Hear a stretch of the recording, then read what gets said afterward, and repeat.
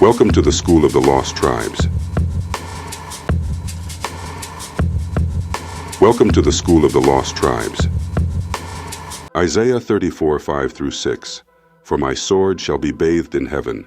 Behold, it shall come down upon Idumea, and upon the people of my curse, to judgment. The sword of Yahweh is filled with blood. For Yahweh hath a sacrifice in Bozrah, and a great slaughter in the land of Idumea. Explanation. The prophet Isaiah delivers a severe warning. Yahweh's wrath will descend upon Edom, Idumea. Their destruction is described as a divine sacrifice, meaning it is intentional and righteous judgment. Bozrah, a chief city in Edom, is named to emphasize the targeted nature of this slaughter. Edom is labeled as the people of my curse, highlighting that their enmity with Israel has sealed their fate. Jeremiah 49:7-10. Concerning Edom, I have made Esau bare, I have uncovered his secret places. Thy terribleness hath deceived thee. I will bring the calamity of Esau upon him. Explanation. Jeremiah echoes Yahweh's intention to expose and judge Edom. Their terribleness or pride has led them into self-deception. Yahweh promises to uncover their secrets and bring them to ruin, leaving them defenseless. The reference to Esau reminds us that this punishment is for their ancient opposition to Jacob and the covenant people. Ezekiel 25:12-13. Because that Edom hath dealt against the house of Judah by taking vengeance, and hath greatly offended, and revenged himself upon them. Therefore thus saith Yahweh, I will also stretch out mine hand upon Edom. Explanation. Yahweh declares divine retaliation for Edom's vengeful acts against Judah. This isn't mere war. This is personal vendetta, violating kinship and covenant boundaries. As a result, Yahweh himself stretches out his hand in judgment, a term used when divine wrath is unleashed directly, not through intermediaries. Ezekiel 35:5-6. Because thou hast had a perpetual hatred, and hast shed the blood of the children of Israel by the force of the sword. Therefore, as I live, saith Yahweh, I will prepare thee unto blood. Explanation. Edom's ongoing hatred against Israel is met with a sworn promise from Yahweh. I will prepare thee unto blood. That is, Edom's violence will be returned upon their own heads. The use of as I live is a solemn divine oath. There is no escaping this fate. It is blood for blood, because they've spilled the blood of the chosen people. Amos 1:11.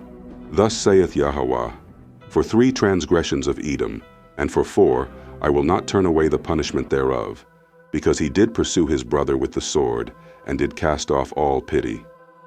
Explanation. Edom's cruelty wasn't a one-time offense.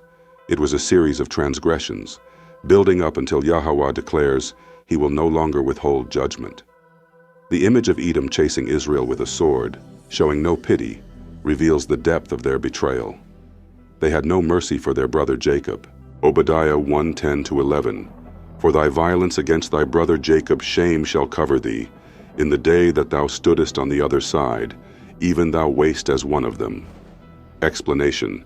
Obadiah condemns Edom not only for their violence, but for their passivity and complicity during Israel's downfall.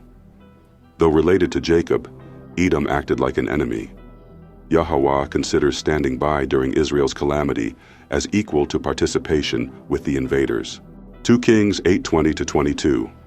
In his days, Edom revolted from under the hand of Judah, so Edom revolted from under the hand of Judah unto this day. Explanation. This historical record marks Edom's open rebellion against the kingdom of Judah.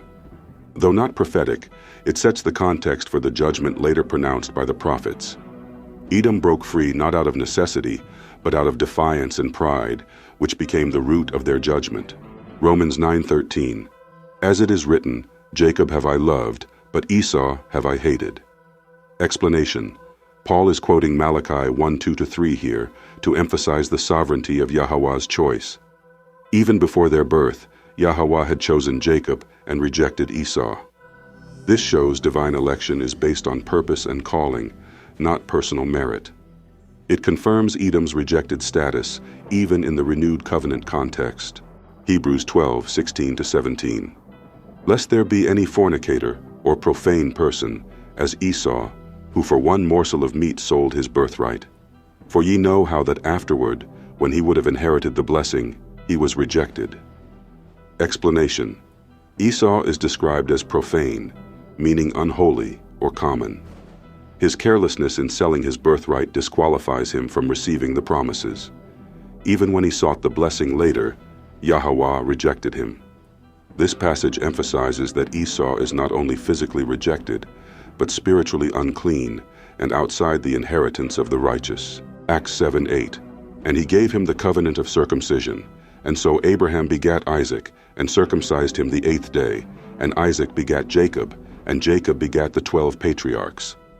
Explanation: This verse, though indirect, underscores that Jacob, not Esau, became the father of the 12 tribes, the heirs of the covenant.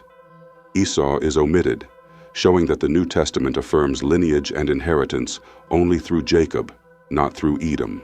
Hebrews 11:20. By faith Isaac blessed Jacob and Esau concerning things to come.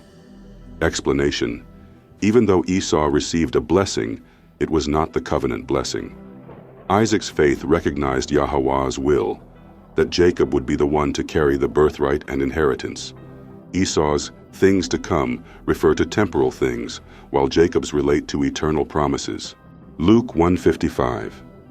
As he spake to our fathers, to Abraham, and to his seed forever.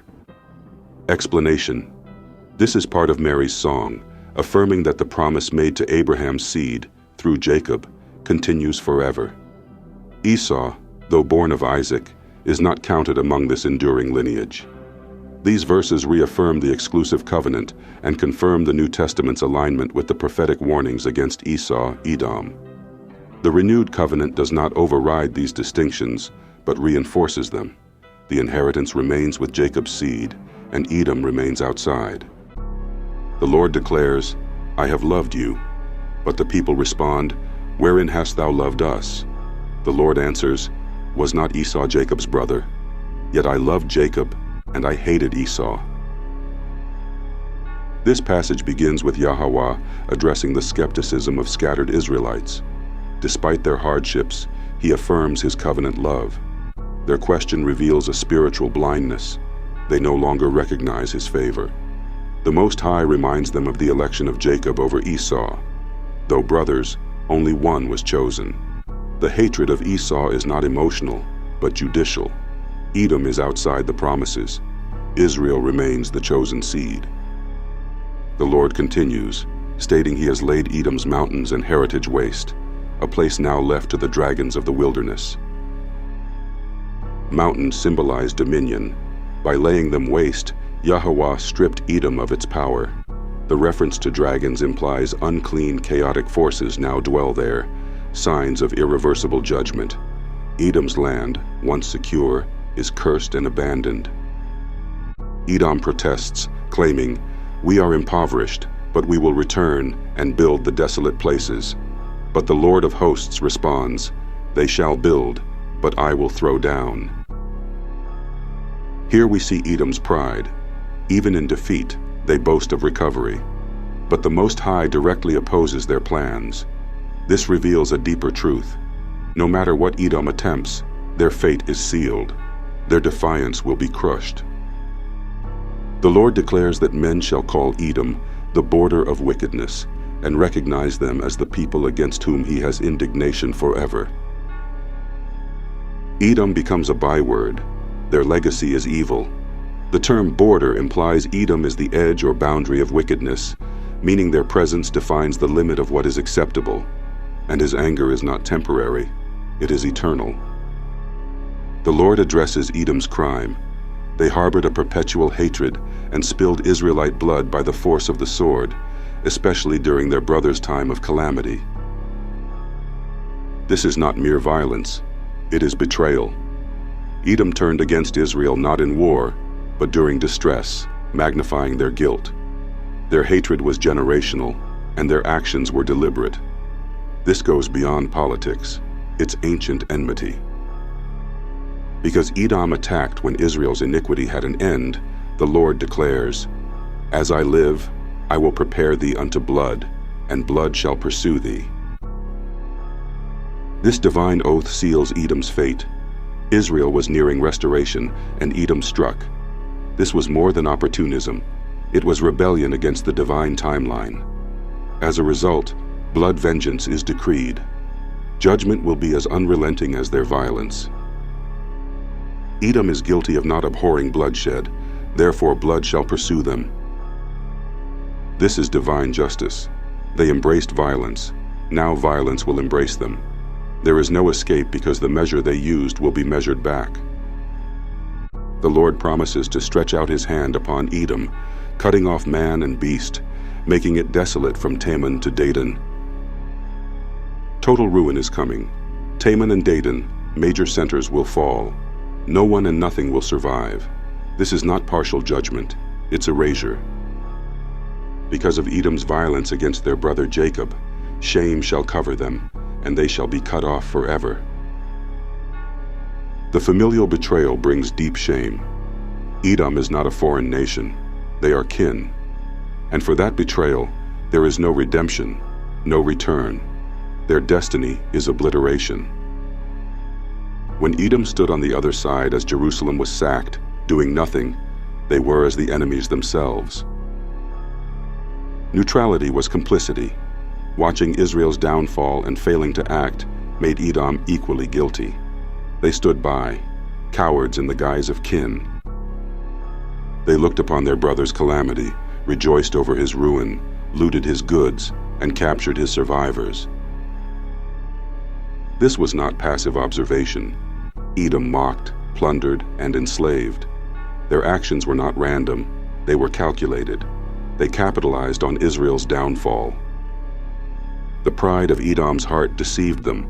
They lived in the clefts of the rocks, believing none could bring them down. Their pride stemmed from perceived invincibility. Their geography, high and secure, gave them false confidence. But no fortress can stand against the hand of the Almighty. Though Edom exalts itself like the eagle and nests among the stars, the Lord declares he will bring them down. The eagle, a symbol of empire, won't save them. Their rise is only to make their fall more pronounced. This is not political overthrow. It is divine retribution. The Lord asks rhetorically, "Shall I not destroy the wise men out of Edom and understanding from the mount of Esau?" Even their leaders, their thinkers and counselors, will be destroyed. Wisdom won't save them. Their strategies will fail. The mount of Esau will be left without guidance or hope. But upon Mount Zion shall be deliverance, and holiness shall return, and the house of Jacob shall possess their possessions. While Edom is destroyed, Zion is restored. This is the reversal. Jacob inherits what Esau stole. The covenant remains with Israel. Holiness is exclusive to them. The house of Jacob shall be a fire, Joseph a flame, and the house of Esau shall be stubble. This is not mere metaphor, it is prophecy. Israel becomes the instrument of Edom's destruction. The northern and southern kingdoms are united as flame. Esau is fuel for judgment. There shall be no remaining of the house of Esau, for the Lord hath spoken it. The final word, eradication. No survivors, no future. The Most High has spoken. His word is irreversible. Final word to the lost tribes. To the remnant of scattered Israel, take heart. The Most High remembers his people. Edom's betrayal is noted, and vengeance is coming. You are not forgotten. Do not be deceived by Edom's present success or presumed glory. Their end is written. Wait upon the Lord. Therefore wait ye upon me, saith the Lord, until the day that I rise up to the prey. Zephaniah 3:8.